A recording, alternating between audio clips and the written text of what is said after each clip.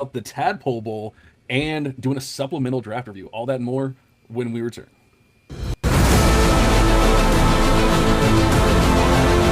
Welcome to the Devy Devotional Podcast, a show devoted to college prospect evaluation with a fantasy football focus. With your hosts, John Arrington, Aaron Wilcox, and Andy Starr. This podcast brings you actionable strategies and player-driven analysis for your Devy, C2C, and Dynasty leagues. Let's dive in.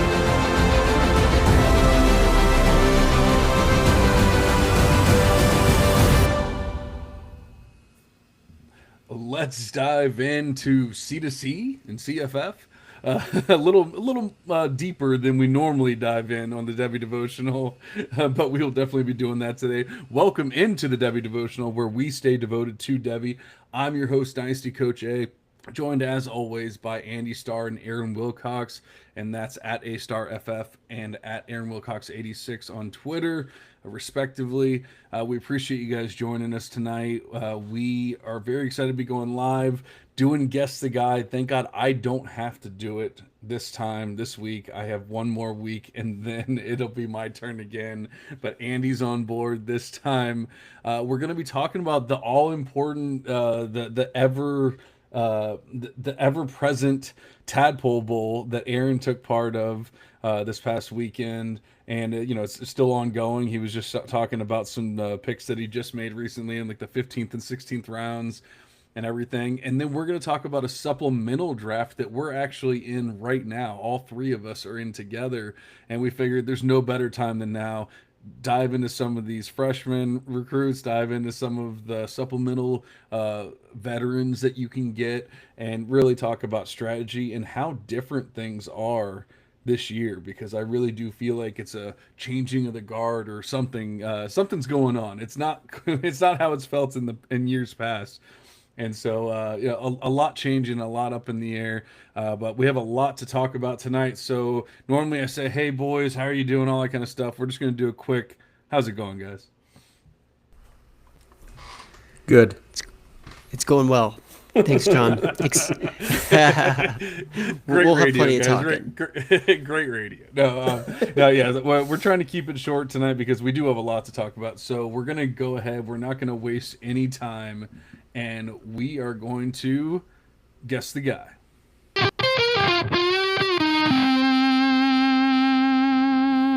Let's guess the guy.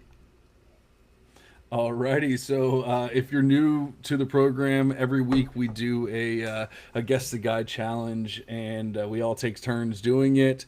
So far, so good. Everyone has had some good turns and some bad turns. But luckily, like I said, I'm not having to do it this week. That'll be next week. This week, or Aaron was up last week. He did pretty well. He got it. He got it on the team, so he got 2 points. So we'll see points-based system where you can go from 7 to 1 point depending. And I guess technically you could get 0, but if you don't get it from the rhyme, then that's gonna be pretty bad. But Aaron, you are up to ask Andy. Guess the guy. All right, Andy. Any guesses before I give you a hint? Yeah, I thought about it. I think I'm going to try Zachariah Branch as my guess without any hints. Nice. Nope, that is not it. But your first hint is that he is a wide receiver, the player that I am talking about. They always seem to be. Unless then it's not. Yeah, no. Right. Well, I thought about that. I was like, next time I get John, which is next week, you're not getting a running back anymore. They're too easy. Yeah, exactly. I'll go Denzel Boston. Great guess. That is not it. This player had a receiving share of 16% last season. 16%. So good, not great. I'm trying to think in weird conferences, maybe something a little out there. Let's see. Maybe Jacoby Lane. Ooh. I like the guess. A lot of West Coast guys so far as for the guesses there. Yeah. I like it, but no, that is not the guy. This guy is going into his second year in college. Okay, so he's one of the true freshmen, but not one of the great true freshmen. Um, let's go with Perry Thompson. Valid guess. I don't know that Perry Thompson got there, and that is not it. The No. conference is the ACC. All right, ACC. Let me lock in here. He's While in the Andy's locking ACC. in, I just want to point out Jacoby Lane had a 14% market share last year, so that was pretty close. That was a good Yeah. guess. Yeah, and then I whiffed on Perry Thompson. But okay, 16%. So maybe it's probably one of those Clemson wide receivers. Um, it's either Wesco or Moore. I'm gonna say. I'm gonna guess T.J. Moore. You got it. Hey, let's go. Nice. Very nice. I was Andy. gonna say Malcolm Simmons. Well, that was Yeah, I that'd mean, be what's SEC, ACC? huh? Yeah. Yeah. Yeah, I Oh, suppose. I was looking up the thing. I didn't even realize that you had said the conference already. Yeah, so I think with that, Andy would get 3 points. That's All correct. right. I So needed that. I needed it. That was a good jump. So Andy was in last place with, I believe, what did you have? Like 3. Yeah, 3 points. I'm not looking at the Doubled me list right up. now. So now you'll be sitting there with a nice 6. Definitely needed that. 3 points is the best that we've done so far. Aaron got 3, I got 3. We all have 1-3 so far, so that's pretty good. But then well, actually, I guess I don't have a 1 yet, but I'm sure it'll be coming soon, probably next week. It's coming next week. I got it lined up for you. All right. So who was it? T.J. Moore. TJ Moore. Yeah, fun Clemson wide receiver. He was slightly less productive and explosive compared to his fellow freshman teammates there in Brant Wesco. We've talked about it on the podcast here. I think we differ a little bit in our views. I mean, like, we liked TJ Moore coming out. I still really like him a good amount. I think he's a great boundary wide receiver. I just also really like Brant Wesco. Wesco's always kind of been my guy as far as an under the radar, nuanced route runner, and I think he showed that as a freshman. But TJ Moore still has a lot of exciting things. 16% is not bad on a team that's pretty deep at the wide receiver position. And at Clemson, he should have a productive season with Cade Klubnik potentially being one of the best passers in the entire country this year. I know he has to split up, a little bit of that, so I don't expect like a 25-30% market share or anything like that out of TJ Moore this season, but I do expect a little bit of a step up. Hopefully he can get into that 20% range, and he could have a really solid season just continuing to progress year after year. Yeah, I like it. I definitely do not hate TJ Moore. I think it's just Andy and I mean, maybe Aaron's kind of getting on board here, but we're just Wesco guys, and so it's tough when you have 2 teammates and you're sitting there going, you can almost feel like you have to choose one because it's so rarely 2 studs. You only get your Malik Neighbors and your BTJs so often. So you almost feel like you have to kind of choose one, and so we lean on Wesco there. But there's absolutely nothing wrong with TJ Moore. On almost any other team, there's not much more you can ask for a true freshman to do. And obviously when you start talking about the competition level and everything that he was dealing with, nothing to be nothing to scoff at by any means. Yeah, I'll just briefly say I agree 100%. Like, yes, we're Wesco guys, but it doesn't mean we're not TJ Moore guys. Like, TJ Moore is still a really good player. Still had an awesome freshman season, which you don't see very frequently. Unless you just started watching college football last year, then you'd think it happens all the time. But it doesn't happen all the time. And just because they're on the same team, yes, maybe it's not likely that they both end up being really high draft picks. But as John said, it certainly can happen. So we like them both. Whether you're a Wesco guy or a Moore guy, I don't think you can really go too far wrong, whichever way you decide to go. I guess the thing is, and we're going to get into supplemental talk here in a little bit, but I guess the thing is that TJ Moore was more expensive as a recruit, and so that's maybe why it feels like we are like truly feeling one way or the other about these players, because it's almost like a 180 from how at least consensus was last year going into supplemental drafts and everything. And now we're sitting here going, no, no, no, it's not TJ Moore that you spent like what 106 on, 107 or whatever. No, it's Bryant Wesco that got drafted in the third round. That's who that's who the stud is. So maybe that's why it just feels like we have to take a stance. Yeah, and it's still like it hasn't corrected yet, even today. People are still saying TJ Moore over Wesco, which, it could certainly be that way when it's all said and done. But as it stands right now, I'm still a Wesco guy. Absolutely. Well, good job, Andy, getting 3 points. Desperately needed it. He is back in the game. The PPR points per touch are going up. and, and yeah, you love to see it. So, well, actually, we hate to see it, but good for you anyway. Thank you. Like I said before, the Tadpole Bowl is all the rage right now. If you don't know what that is, very quickly, if you do know what the Scott Fish Bowl is, it's essentially the college version of that. Now, they didn't go too crazy. They stuck with P4, so, it's only the Power 4 conferences. They're not getting into G5 and FCS and all that kind of stuff. So they're not getting too crazy, but they're just trying to get more of the college football and Devy and C2C players out there into the charitable mindset and all that kind of stuff as well. Obviously, it's a great cause, raising money for Toys for Tots and Fantasy Cares and everything that they're donating to. So it's amazing that they're doing that. But obviously, if there's going to be a college fantasy football bowl, we have to at least talk about it a little bit. And Aaron is a part of one of those drafts. He was in the Minnesota Live draft, I do believe. And so, Aaron, why don't you talk about that, how great it was meeting everyone, and obviously a little strategy talk, a little bit talk about your own team and all that kind of good stuff. Yeah, absolutely. And the event was a blast there. It was really great to meet some of the guys who were helping to put it on, Mike Bainbridge and Eric Froton, some of the guys that you'll hear at like Fantasy Points, putting out content, podcasts, and pretty active guys on Twitter and otherwise, putting out college football analysis material. So, and then just a very knowledgeable group of guys overall. Like some content producers, Thor Nystrom was there, Luke Probasco. You go down the list, and like very sharp group. And it was just a pleasure to draft with them all.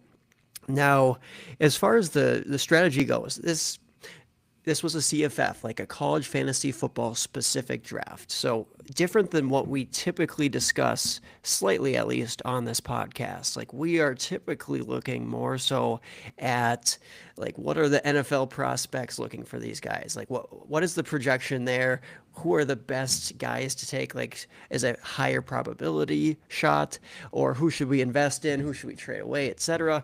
And especially in leagues that are more of a dynasty format, so a campus to Canton league where you keep your guys year after year and you start guys on the college side until they come over to your NFL side, or Devy, where it's like a taxi squad of college guys that eventually will hopefully come over to your NFL team. So that's typically what we talk about on this podcast. But switching modes and really getting into college fantasy football, who is going to score, who's going to put up big time stats this season, I thought it was a valuable exercise on my end and just kind of a fun experience to be part of. Like, I saw this draft as an opportunity to also maybe take some new shares of guys that I have not really, let's say, invested in or drafted in my previous leagues, or I haven't had the opportunity to, because I'm not doing a bunch of like new startups or anything like that at this time. So anyways, it was a really fun event here. Before we get into like my team, I will go through the first round and just see if you guys have any big thoughts on the guys selected in that first round of our live draft of the Tadpole Bowl. So Jeremiah Smith went off at 101.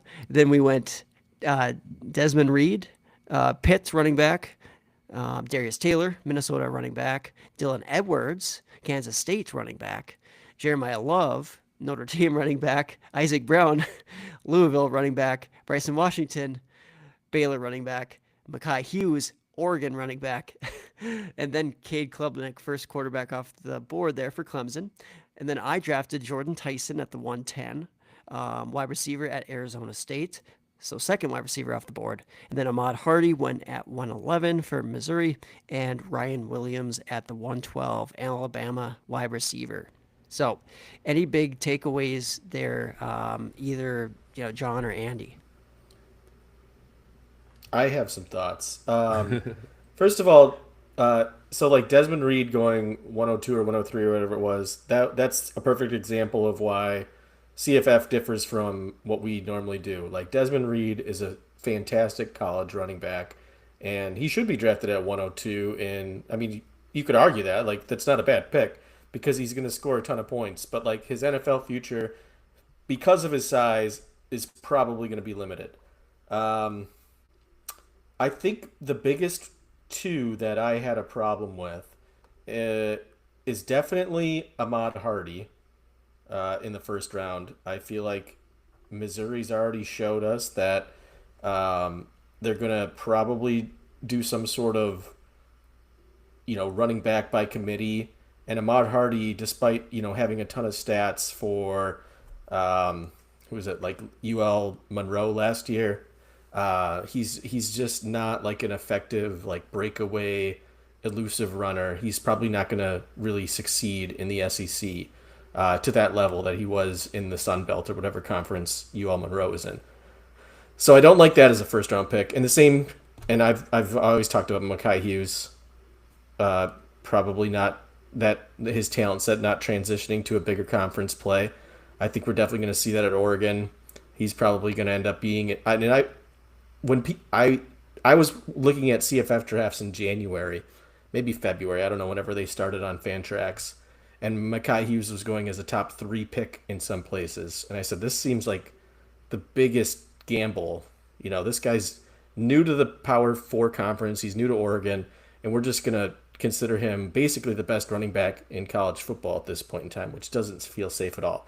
I don't think he's a first round pick. I think at the end of the day, Oregon is probably going to, again, do some sort of committee thing with Noah Whittington. But, it's hard to say because he did have a ton of stats last year. And I know that you look at those numbers and, it's a little bit salivating. But it doesn't seem like it's probably going to translate to the P4 level, in my opinion. But Aaron, the pick of Jordan Tyson, that's a no-brainer. And whoever got Ryan Williams at 112 was also just an absolute steal. Yeah, I have to ask, with all those running backs going, is it just the scoring or is it positional scarcity? There's not as many like stud running backs, and so they're just people are trying to get it out of the way because it feels like, obviously there's probably a lot more proven wide receivers right now that you can say, like we just talked about TJ Moore and Wesco and Cam Coleman and Eric Singleton and yada yada. Like there's probably a lot more proven players there, and so is that more of it, or is there a scoring setting that's also making these running backs go? And then also real quick with Mekhi Hughes, and Andy was talking about how he doesn't love it as a first round pick, and I'm 100% there. But what's worse than that is not only did he become like a first round pick in CFF drafts, but all of a sudden he started skyrocketing up to the top 5 in Devy drafts and C2C and everything. It's like you're not just ruining like a redraft team if by drafting him in the first round. Now all of a sudden you're drafting him in the first round, or spending a lot of capital or whatever on your Devy team, on your C2C team too. And I just don't get it at all.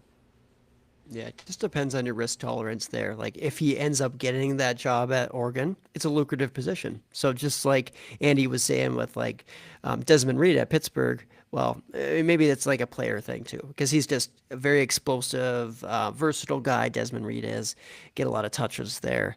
They're hoping for the same thing in that system, giving that lead guy a lot of touches, and good opportunity typically finds its way into that Oregon backfield. But to answer your question there, at the just running back surplus or running back heavy start for the draft in general, it's more of a positional thing in college football right now, and especially like how many guys can you bank on who should have a really large workload, and also maybe favorable like scoring situations, and maybe like like they're not going to get replaced, that type of thing. And you start going down the list and you're like, there's a lot of holes you can poke in guys' workloads when you get down into those mid to later rounds. There's just not the depth of the running backs versus there's a lot of depth at the wide receiver position. There's plenty of quarterbacks, even though it's just power four in this draft, there's still plenty of quarterbacks around, and tight ends always get pushed down, especially since there's non-elite options currently in the college football landscape. So certainly running backs, just kind of a hot commodity if you think you got a true workhorse, and that's why so many pretty high-end ones and just so many number-wise went off in the first like 3 rounds, and you still saw some after that point, but it started to spread out a little bit more evenly after that 3rd round, it seemed. Yeah, absolutely. So obviously we know that the QBs are not very proven right now in the Devy realm at the very least. Maybe it's a little bit better for CFF purposes, but even then, there's a lot of transfers, a lot of change this year, which we'll also talk about once we get to the supplemental review. But how did you feel about that going into the Tadpole Bowl? Were you trying to attack getting an Arch Manning or somebody like that, or were you saying no? I believe in myself. I'm going to get one of these like later round studs or something like that. So the way that I approached it was essentially like there's just that scarcity that I mentioned at the running back position, and there was just value that fell to me. I felt with Jordan Tyson at 110, who could be the wide receiver one in all of college football this season, pretty easily too. So I just felt pretty good about going wide receiver, and then I just had to hammer away at running backs. But I eventually in the 4th round did select Sawyer Robertson. I think he's going to have a great year at Baylor. I mean, last year in this format, he had 27 points per game. That's pretty good at the quarterback position. And that was really his first year getting those reins. So I think that team is just going to continue to kind of build around him. And I also stacked him a little bit later or the next round with Josh Cameron, the wide receiver that I expect to be extra valuable in that format because of the return statistics. That's one wrinkle in this Tadpole Bowl this season. Slightly different than the Scott Fish Bowl, I believe, is that your returns also get you some points, and he had 14 punt returns last season. You get some yardage totals and whatnot for that. But anyways, I just kind of wanted that stack. Not that Cameron's like a big time Devy asset necessarily at this time. I mean, he might be on people's radars, but anyways, as far as the draft went, yeah, I waited a little bit longer to get my QB 2 and 3, and then eventually 4 and 5. I have now drafted through 17 rounds 5 quarterbacks, which is the limit. But I figured get guys who I'm pretty confident in like maintaining their jobs and potentially having some big breakout seasons. So after Robertson, I went DJ Lagway in the 10th, Drew LR in the 11th, and then CJ Bailey in the 14th, and Connor Wigman in the 17th. So some guys there where you got to also think about bye weeks in this type of format, because ultimately it's total points at the end of the year in the Tadpole Bowl. And so the interesting thing is with the total points, it's kind of like best ball in that way. Like you're not going off of wins. Like you got to have your well, I guess in that point, I guess it doesn't matter quite as much then with the week to week like bye weeks, but I did keep that in mind a little bit, so I'm not having everybody on the same bye. So anyways, a good distribution of quarterbacks, some with pretty big breakout potential and some safe. Like I think most people would say like LR is safe, but he's probably not going to be like the quarterback 1 or 2 or anything like that in football this season. But that's how I attacked the quarterback position. I kind of waited a little bit. All right, 2 questions. I'm kind of putting you on the spot with one of them for sure. So if you don't have an answer, that's okay. But I was going to ask you, besides yourself, who do you think had the best draft in your Minnesota Live draft? And then also, I wanted to ask you. Oh, I forgot my second question. So, do you have an answer for the first question? Yeah. Well, I really like what I think it's Zach Haugen, ZD Haugen, what he did. I mean, he went Bryson Washington, then Anthony Hankerson. So getting some big time volume backs, and then Elijah Surratt, Haynes King. Later went Joel Royer, so he got a pretty high end CFF tight end. He went Bryant Wesco. So I think there's some good picks there, but there's also some picks later on where I'm not as convinced on. Like you said, it is a little bit putting me on the spot, which is not a bad thing, but I didn't necessarily put a lot of time looking at the entirety of these Sure. rosters. So um, let's see. I mean, yeah, I would say that it's a pretty well balanced league. Like I don't think that there is one true favorite at this very point in time. Like I mean, Luke Nice. Probasco at Desmond Reed. I mean, even like his team, Waymon Jordan, Emmett Johnson, Mekhi Lemon, Devin Dampier, Chris Bell. Like there's some boomer bust guys there. And I think that was true for a lot of the teams in this league. So hopefully I can have my share of breakouts also on that team, and we'll see. But I think I will say that Mike Bainbridge, he was consistently sniping me this entire draft, and so were some of these other guys. But he was just drafting at the 109 slot, so it's like every time I was like, oh yeah, maybe I'll get a Caden Lee. Nope, one pick before me got Caden Lee in the seventh. I'm like, oh, that really hurts because that was my guy. So in the live draft, I was reeling. I was like, oh, what am I gonna do now? Like that was like I was banking on him being there. So anyway, so I would say maybe Mike, since he was sniping me, he obviously had some good picks there. That's actually what my second question was. Thank you for reminding me. Is there one particular pick that you're like, man, I wish I could go back and get that player, or I ended up getting sniped. I thought he was gonna make it. Yep, that was Caden Lee at 709. At 710, Oh, I pivoted to Jacoby Lane, who I think could just have a really like high volume, like high touchdown type of season there at USC. But I would have preferred Caden Lee. I think he has a little bit safer floor with just how many targets he should command in that Ole Miss offense. Just a matter of like, will Caden Lee actually find the end zone? Will he actually score enough touchdowns to have like that really big spike year in scoring? Because he should have the targets, right? So I think we all kind of like Caden Lee here. So yes, that's the sir. one that comes to mind. Yeah. Now, Andy, you were a part of a Tadpole Bowl as well, correct? I was not. I was invited. I just, Oh, you were out of decided town. You not were to. camping. That's right. Well, in that I was camping during the draft, and we'll get into that when we talk about our supplemental draft. But also, the scoring was, and I was going to ask Aaron about this, like with the return yards, with CFF being kind of the Wild West already, and throwing that kind of curveball into it. And I know, it's for charity and whatnot. It's all for fun anyhow. I just didn't feel like I was gonna do the like scoring and the league justice by doing the research needed to, because like you look into returning. I was gonna ask Aaron, like, where did does a guy like Caden Wetjen from Iowa, who led all of NCAA in return yards last year with like 900 yards, does he even get drafted in a format like this yet? Even though he doesn't really have a receiving profile, um, or is it not to that point yet?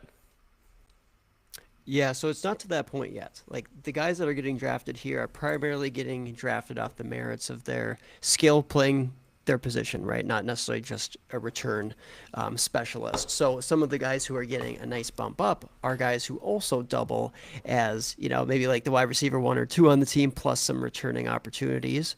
So yeah, I don't think that there would have been too much of a disadvantage, but it's a understandable concern, or I guess, just question going into it of like how big of an impact would that have. Thus far in the draft, I would say it's not that significant of an impact. There are one or two guys on my team that I considered who will get some return yardage bonuses, but it was not like a big part of strategy out there necessarily. For some folks, maybe more than others. And there's a select few guys who do get a bump, but it's not like it's some sort of cheat code by any means. And then I think I would just encourage yourself, if you have interest next year and you have the time for it, or anybody listening, and you're like, you know what, I want to give that a try, because it's a low stakes thing. It's not like you're putting a ton of money into the league or anything like that. Great cause, great people to draft with, whether you do it online, because they have the ones that you just do on the Fantrax app, or you could go to live draft. There's a couple going on around the country, and just an opportunity to meet people, have a lot of fun drafting. And there were folks like, I think it was Al Purple Rubes in our draft. Like this was his first like college specific league. Like he's not a C to C, a Devy guy, like no CFF experience. I believe it was Wow. his first time using like fan tracks, like, and he was having a great time. He had a good draft. So I would Trial encourage by folks. fire. Exactly. Like to go out there, and there's plenty of rankings and resources available that you can utilize. And yeah, I'd say go for it. Don't be afraid to take part in this event. I think it will continue to grow and grow in coming years. So yeah, Tadpole Bowl, great experience. Would highly recommend it to folks who are kind of curious in the future. Yeah, and I've never really done a CFF pure league outside of like, you know, many years ago, back when it was on ESPN, which they obviously don't do anymore. Um, but another guy that just came to mind with the return yards, I don't know if he's going to be in this role this year, is Mekhi Lemon, who had like 500 return yards last year too. So maybe he's a guy that might bump up on someone's list in that draft. Just for a guy who maybe has 900 to 1,000 yard receiving yards upside, and then also you're getting 500 return yards on top of that.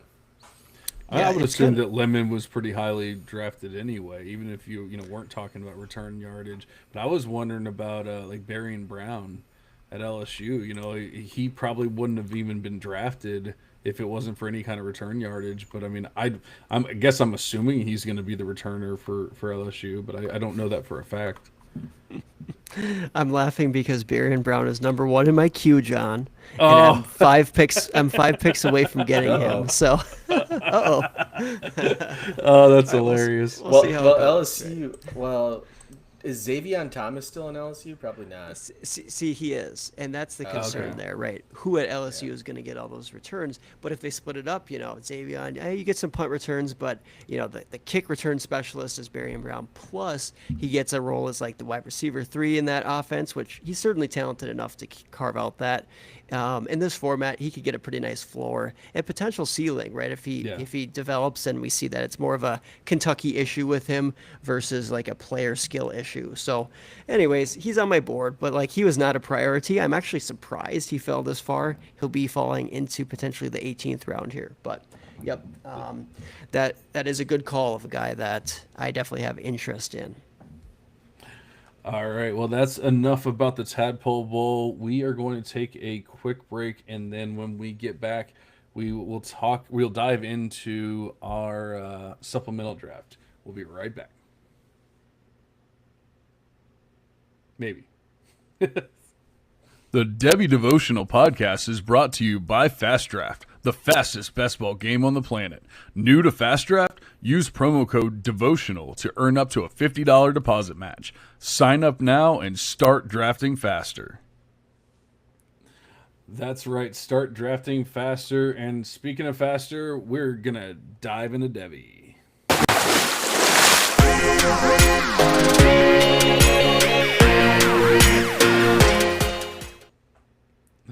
All right, I wanted to give us as much time as possible to dive into this supplemental draft because we know C2C is a whole different animal than just your regular Devy league and everything. We talked about more Devy strategy recently. I want to say roughly a month ago, something like that.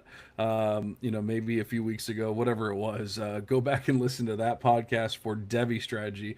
This is going to be a completely different animal. We're talking deep leagues, deep rosters, a lot of freshman recruits, a lot of, or maybe not a lot of veterans, but some veterans mixed in.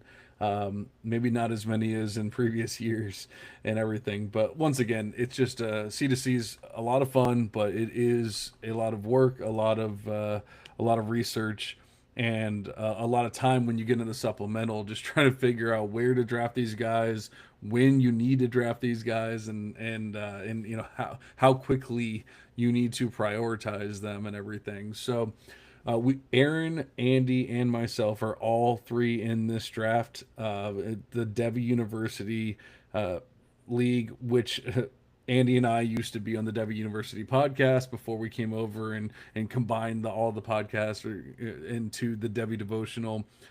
So we started that league. It's been a lot of fun. Andy won both sides of the league, college and NFL, which is not unheard of. In fact, Aaron's done it a couple times as well. But it's definitely a feat in itself. So congratulations to Andy.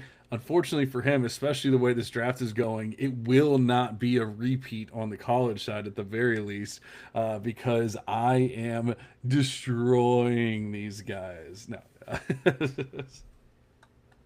Well, I mean, you are doing well, I will say, and I've really had to change up my drafting strategy because my college team was so loaded last year. I had like 25 guys, not quite, but like let's say 20 guys either graduate or matriculate into the NFL. So I'm in reload season right now for sure, and I had traded some of my supplemental picks in the during the season last year, and we only get 15 picks. So even if I had all 15 picks, there was no way I was going to be able to reload my roster to 45. So unfortunately, that meant trading down and trying to accumulate draft picks throughout this draft. And I missed out on a few guys. Like at the 112, I had to trade that to Aaron. I would have loved to get either Austin Simmons or Gideon Davidson at that point in time. But then I ended up, moving all the way back to 209, where I got Vernell Brown, who's one of my favorite freshman wide receivers. But then, just I'm drafting with you guys, and we all talk about the players we like. So then, of course, Caden Lee went to John very soon after that, and as the draft moves on, I'm still trading back to try and accumulate more draft picks. And I'm getting some guys that I like, but then I'm seeing a lot of the guys that I wanted, like just off the top of my head, like John picked up, who was it? Oh, why can't I think of it right now? I'm scrolling the draft trying to. Well, I got Or no, Ian Strong. you got Strong. That's right. Yeah, You got Javian Thomas, which I had opportunities to get him, but then I see guys like Davian Goss who I wanted to get. Hudson I didn't. Clement was the big one, wasn't it? That you Well, were no, like, I wasn't. I'm not that high on Hudson Clement, but that's obviously another good one. I wanted to probably lock up later Soup in was the the one draft. that was all about. He was like, "Oh man, I was gonna take Clement there." Yeah, so I think I said Hollywood Smothers. I wanted to get Darian Mensah fell a little bit, and I didn't even realize Mensah was in this draft just because he got picked up on waivers at so many places last year. I was surprised that he wasn't gone in this league, but that's part of the problem with these supplemental drafts. Like you need to really research like who's still available in your league Oh yeah. before these things start, which can be a really a tall task in its own. Um, but I'm getting some of the guys that I like a Giovanni Gibson, who I probably could have let fall a little bit further. But there's just so many running backs that I like. I won't say that I love, but I like later in this draft that I feel like I can get some CFF upside, and maybe some potential NFL upside that I kind of want to address, like the tight end position. I picked up Dorian Fleming from Maryland, just because the tight end is such a Wild West position right now. There's not going to be like that. There could be a guy who scores a ton, but whoever he is, he hasn't really like presented himself in past seasons yet. So it's kind of a toss up as to who's going to be the tight end one this year when it comes to fantasy. So I've kind of like tried to focus a little bit on wide receiver before tapping into some of those running back positions. And then same thing with quarterbacks. Like I don't feel, aside from Mensa who went, I don't feel like there's a really high end quarterback. And then Austin Simmons, who I wanted, who went pretty early as well. I don't feel like there's a high end quarterback that I love in this draft in the later rounds. So I'm just sort of waiting for the draft to fall to me and just picking up guys that maybe I like a little bit but don't really have too much love around the community. Yeah, so it's interesting because we have Andy, who once again won the league last year, but is definitely in more of a refill mode at the very least. If not a retool or whatever you want to call it mode. And then you have Aaron, who also did very well on the college side. But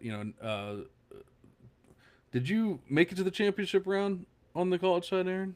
I think it was just the semis. I might have Semis, okay. got, yeah, might have bounced after the semifinals in the college playoffs. But Yeah, yeah, he did just fine, and but Aaron always trades around and goes crazy in these supplementals, which I love to see because there's not nearly enough trading in supplementals or in C2C in general. So I love how active Aaron is, and he gets deals done, and sometimes it's with players. Most of the time it's probably just with random picks and mixing it around and everything, but you love to see it. But while Andy was waiting and he missed his first round pick, well, that was because Aaron moved up and got that Usman Chroma and at the 112. So how are you feeling about your draft, and what was your strategy going in? yeah, and we've talked about this in previous strategy pods, which are still, they're kind of evergreen. So definitely go back and take a look at them if you're looking to enhance maybe some of your Devy and C2C strategy and like supplemental drafting strategy too. So for myself, I just knew that Chroma, he was not going to fall to me in the second. Like that's not happening in drafts and ADP, etc. And I didn't have a share of him. Like I have a share of Gideon Davidson, who I considered also like if he would fall to me in the second, which I knew he wouldn't because John was drafting ahead of me. And then I knew that yeah, Chroma and Davidson, they would not fall. So I had to move up, and I picked the guy who I like. I mean, I think Chroma talent wise is the RB1 in the class, and you can poke some holes in Florida State's season last year, but I think the talent is still there for Chroma to really bounce back. It's a good running back system. But then after that, it's kind of a retooling year for me, but I'm not going to, I have like half my picks left still in the draft. Like I still have quite a few options here. So I'm not just rolling over and dying, I guess, as far as like who I'm drafting and like giving up on my season. No, I still have a good roster together that I like. And I went some freshmen or some young guys. Like I went Taylor at the 212. That's a borderline 5-star guy at Georgia, a freshman. And then I went with Joseph Williams, who is a pretty big time freshman breakout last year. The thing with him is that he was at Tulsa, but now he transferred to Colorado. So Travis Hunter's leaving. You got Horn, you got the third guy who's leaving there. A lot of opportunity at Colorado. And then, so that was a late third. In the fourth, I got CJ Wiley, another Georgia freshman, big time wide receiver. So kind of just taking a little safe route. Like if Taylor doesn't hit, Wiley will. And I took Terry Bussey, wide receiver at Texas A&M, second year guy. And then talking about strategy of like trying to get some steals if they're falling, I was trying to trade up for a guy who just kept falling, and that was Joe Royer, Cincinnati tight end, former Ohio State tight end.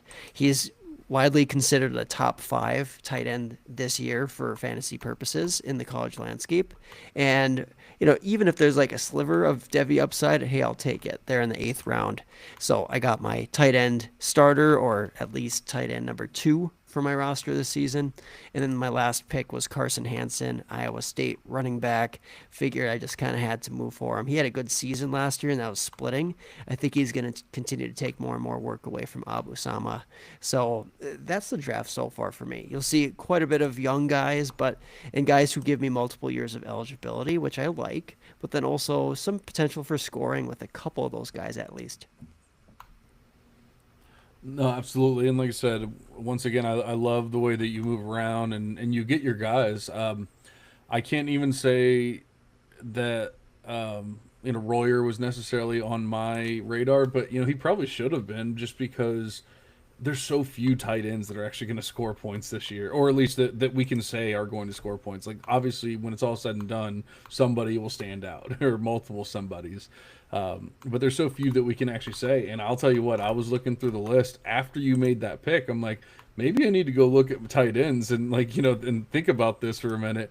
And I started looking at my list, and I'm like, I'm looking at my top 15 tight ends, and they're all gone. It's like, this is unbelievable. So like, I mean, at this point, it's like I have a few names in my list that I'm like, I mean, they're on a couple teams that maybe, but I mean, they might be the second or third tight end on that team. It's not looking great. So I mean, once again, I wasn't necessarily like I can't say that Royer was next on my list or anything like that, but maybe he should have been. So I like the way you move around and do all that. Andy is just kind of in. He's trying to, he's traded back a couple times. He's trying to get as much value as he can out of the few picks that he has. He's trying to gain picks, and honestly, I might have a couple picks here for you, buddy. So we might have to talk about it in the next like couple rounds because I'm not like done or anything like that, but I definitely have a couple picks I could probably give you. I could still use a running back on the NFL side. So if we figure something out there, No. then no, You're gonna be selling me like a 15th rounder for nothing.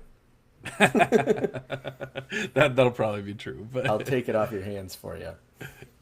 so I stuck to my approach. I have a very clear and obvious approach that I do in all C2C drafts, and it is Felix Sharp helped me name it Devy Heavy. It shouldn't have been that difficult, but I did need some help to name it, and he did. He was so nice to help me with that. So I always go the Devy Heavy approach. I don't care, and honestly, I did not win last year, obviously on the college side. That was Andy, but I did make the playoffs, and I am now sitting very pretty, and it was because of that Devy Heavy approach. Now I'm not saying it always works, but it did seem to work this time. I think we talked about it on that strategy pod a few weeks ago, a month ago, whatever. Your Sam Levitts, your Jordan Tysons, like players like that Basil Tutons and players to that extent that I'm getting in this 18th, 19th, 20th, 25th round, so on and so forth. And now, those are my starters this year. And so now I'm adding on Gideon Davidson and Caden Lee and Marquise Davis and Hussein Longstreet, so like I'm going with some youth, some veterans here. Elijah Thomas, Hudson Clement, who is probably a name that we need to talk about more. We haven't talked about a lot, but a name that I'm pretty stoked about, and a player who is in a really good situation for CFF purposes. But honestly, I think he can be a Devy name when it's all said and done. At the very least, a lower end Devy name. And Javian Thomas, a running back that we've talked about in the recent past, who more and more people are starting to figure out, like, hey, this guy was really good last year when Jade Knott was really bad, and now he's in a decent situation at UCLA, and he's the main guy, and a lot of people are excited about him. So I'm just sticking with my my Devy Heavy approach on the last round. We're in the 8th round now. I went with Michael Terry at the 8-7. And so I wanted to get, at the very least, Aaron's opinion here, because I know we've talked about Terry in the past, and you had even said, hey, are you willing to take Michael Terry at any point? Well, I decided at 8-7 that I was. Yes, and this type of draft too, it's kind of a depleted pool, right? Because there are free agent pickups during the year, so there are some waiver claims at least that go through on the college side. So that makes it even more depleted. And I think in the 8th round, at least in this type of format, yeah, that's fair, right? I'm never going to argue against an upside of like a high-end prospect who's going to Texas. We don't really know. Like he's this very unique build and size. He's kind of that tweener where it's like, he may play wide receiver, but Michael Terry, there's a chance he ends up as like a pretty significant running back in that Texas system if they're willing to deploy him in that way and develop him in that position.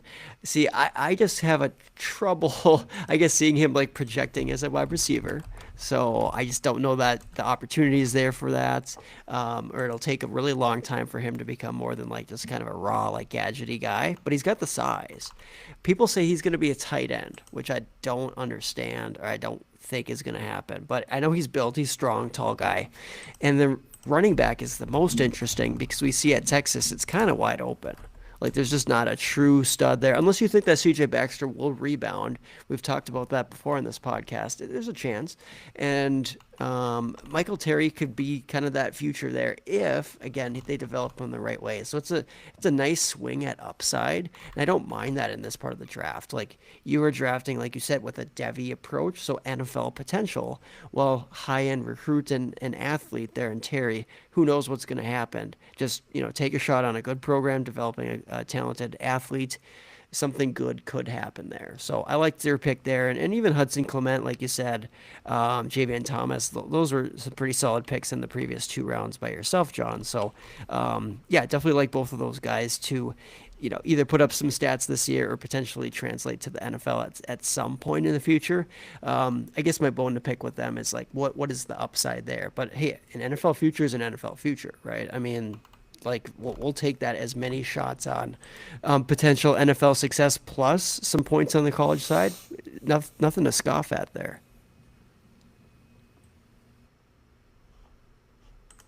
Yeah, I was actually wondering about that, and that was kind of transitioning us to like more of the strategy talk this year.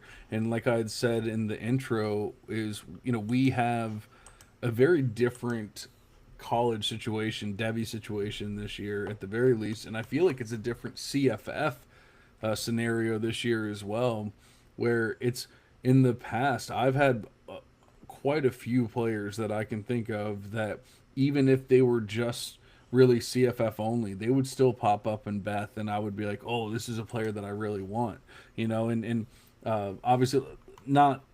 I'm not talking about like deep, deep, deep and everything, but like last year, Bajal Tootin was one of those players that I was like, man, he's really not like a well-known name at this point, but he's probably more of a CFF option, but he's really standing out in Beth, and no one's really talking about him. I'm going to draft him everywhere, and I did, and I don't see as much of that this year in like and I think it's just the Devy space. I just think it's we had such a deep NFL draft this past season that we're all starting over. We're all starting from scratch, and so I've gone through my own list with Beth. I've gone through other people's lists with rankings and CFF rankings, C2C rankings, and we're in the eighth round, and I'm struggling to find some people that aren't in like the top 100 of of rankings or lists or whatever.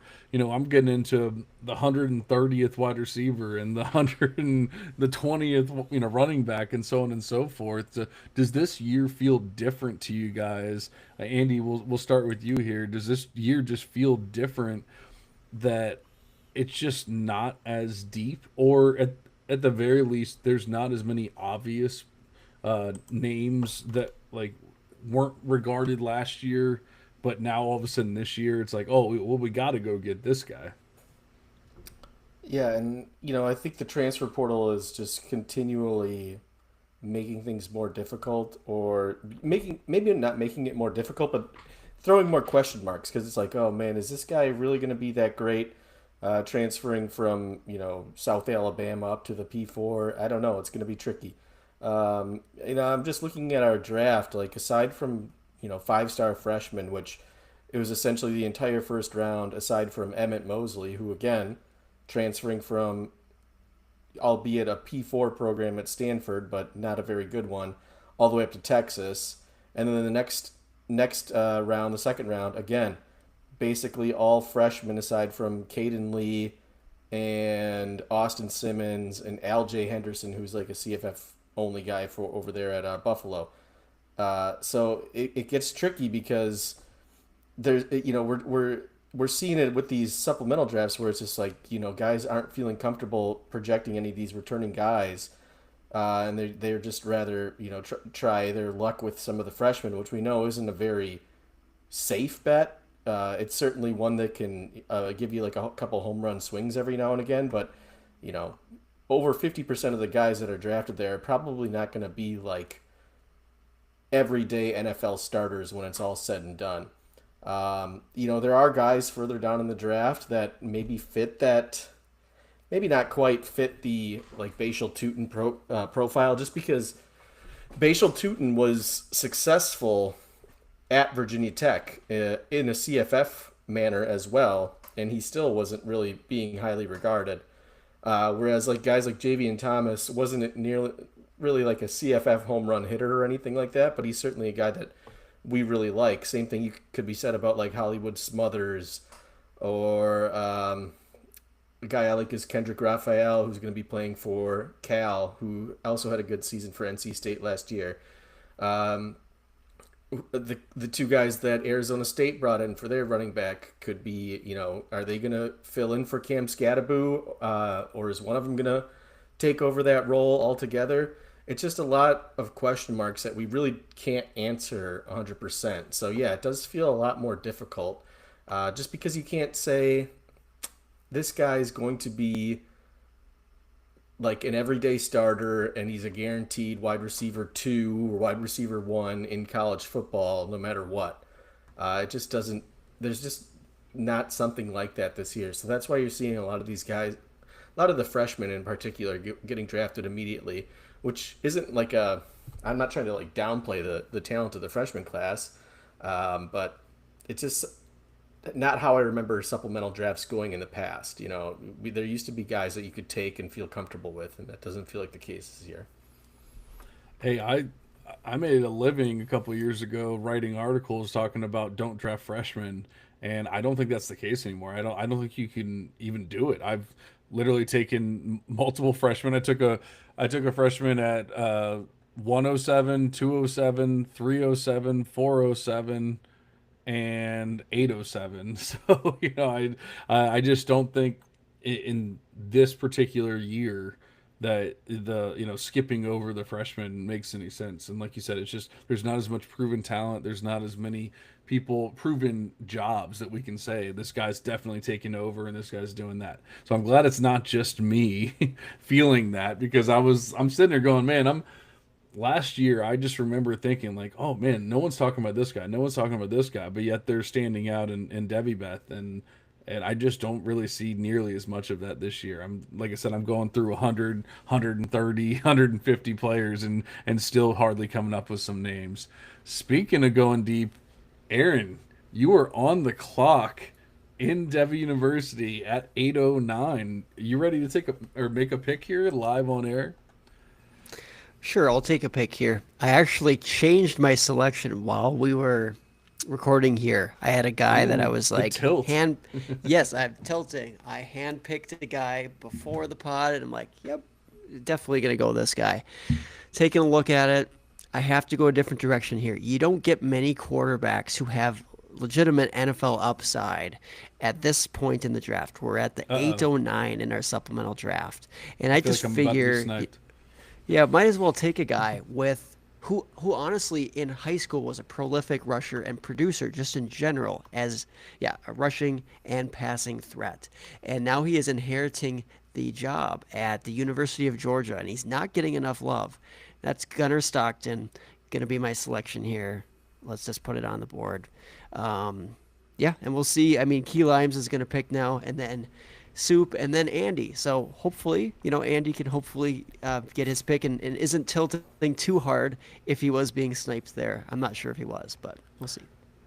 I mean, that's just another guy where I'm surprised that he was even available in this draft That's because yeah. he was such a highly regarded freshman. But I believe this league started after his freshman recruiting cycle, so maybe that's why he never got picked. But yeah, I'm surprised to see Gunnar Stockton there, honestly. Um, as far as what his upside is, sure, it's there. Is it going to translate? We'll see. I think it's a great pick in the eighth round of the supplemental draft, though. That's for sure. Absolutely. And honestly, this is a perfect example of if you are in C2C leagues, you need to go through your waivers or who's available in your league with a fine tooth comb, because uh, players like that can slip through. I will say I'm pretty well set at QB, so like I'm not saying that I wouldn't have taken him here or wouldn't have taken him in the future, because I definitely would have. But I wasn't like actively going through and looking at all these different QBs and everything either, just because I'm feeling pretty confident. I have actually probably too many QBs as it is. I probably need to trade away one or two. So I was not really looking at Stockton, but I'm also surprised that he's here. So make sure you know who is in your your draft. And as you can see, even the professionals here, the experts here, we still miss it every once in a while, which is an unfortunate part of C2C. Is there's really no like truly easy way to figure out exactly who's there beyond going like player by player. Sometimes you can go, by you can sort by like points scored, but you're not going to get anything with points scored for Gunnar Stockton. So sometimes you just really have to go player by player and just try to figure out, are they available or are they not. And it is time consuming, but obviously if you can get a guy like Stockton and at 809, then it's probably worth it. So good pick by Aaron there. Probably one of the most solid on-air picks you could probably take. Well, thanks, guys. I'm glad that Audible ended up pleasing pleasing you guys. Was it audible where you just realized that he was there, or did you No, just say he he was he had already been in your queue and you just said, all right, it's time to take him? yeah, he was already in the queue, and I said, you know what, he might not make it another round or two here, and I actually did need some quarterback help, at least some depth. So yeah, it worked. Nice. Actually, I have. Andy was saying how we didn't have the Stockton year as far as like supplemental drafts and everything. So like we kind of missed out on Stockton. He wouldn't generally be there in an older draft. But I remember I took Ryan Puglisi like in one of my last picks last year. And I don't know, maybe eventually it'll turn into something. I mean, obviously Stockton's taken a few years, and even Beck took a few years before that, and so on and so forth. So maybe Puglisi will be there. And there's your boy that you were talking about earlier, Josh Cameron from Baylor just went at 8'10" to Key Limes. So I don't know if that was a snipe or if you're hoping to get him in the next round or so. Yeah, not necessarily a snipe because I didn't have. I think I traded out of the ninth. So, anyways, I probably wasn't getting him anyways. But yeah, if he would have kept falling, definitely would have been a target of mine later.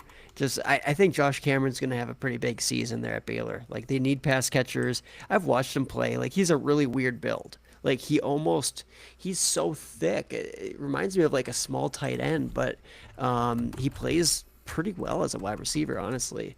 And he's got some return versatility to him. So again, just kind of a guy where you look at him and you say, it's kind of a weird build for a wide receiver, but he makes it work, and he puts up pretty good stats. So I think, yeah, Josh Cameron could have a breakout season. I think that's another steal in the 8th round. Nice. All right. Well, I'm guessing we'll probably continue on next week talking about the rest of the draft, and maybe then we can dive even a little deeper, talking about some of our favorite and least favorite picks and things like that as well.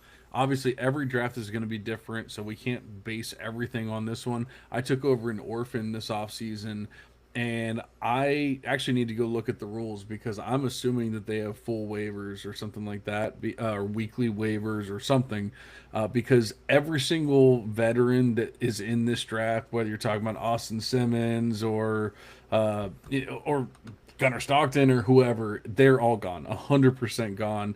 We have players that are being drafted in like the 6th and 7th and 8th rounds in this draft that aren't even available, and so all these freshmen that are going in the 6th and 7th rounds are being drafted in the 3rd round in that league, and it's like I'm not kidding, where we're in the 13th round and I'm running out of players to even pick. Like I just throwing random darts at this point because it's getting pretty difficult. So every draft's a little different. You never know what you're gonna get, but our league in particular with Devy, you only allows 4 waivers, so it gives you a way to help your team, which Andy had a couple great waiver pickups, which helped him win it last year. So it helps you along and fill some weaknesses, but it doesn't completely deplete the draft either. So I think it's like almost like the perfect mix where you can still have a fun draft and still get some of these vets in there and everything. But we are out of time. So, Andy, you haven't talked in a little while. Why don't you give us some words of wisdom that you gained from sleeping under the stars in the hills of Michigan? I don't know. It's on the shores of the thumb of Michigan, Port The Preston. shores. Sorry, the shores. And it actually is a dark sky park, which I would recommend. So that'll be my words of wisdom. If you ever live, I mean, we all live in, maybe not Aaron, but we all live in highly populated areas where there's a lot of light pollution. And if you can get to a spot where it's considered a dark sky park, you can really see the stars and like the clouds of the galaxy, and which is, you see pictures of it on like those, special cameras and whatnot. It's really cool, or telescopes, but to see it in real life is something special. So that would be my recommendation. Get away from the city, and I'll apologize in advance because your phone will not work and it's going to ruin your fantasy drafts. But but you will see the stars and the galaxies, and it's something to behold. I like it. That actually reminds me, when I first moved into my house 18 years ago, there were 6 houses on my street, and only 2 people actually lived in the 6 houses, myself and one other family. And so I remember looking up and seeing all the stars and everything. And now, of course, you can't see hardly anything. But back then, yeah, you could totally see every star in the sky, the moon, Jupiter, and Venus, and whatever else. It was pretty cool. There you have it. Alrighty. Well, like I said, we'll probably dive into round or the second half of our supplemental next week, or maybe we'll come up with something else. Who knows? We always figure it out as we go. But we appreciate you guys listening. We appreciate DLF as always. We also appreciate Gridiron Ratings.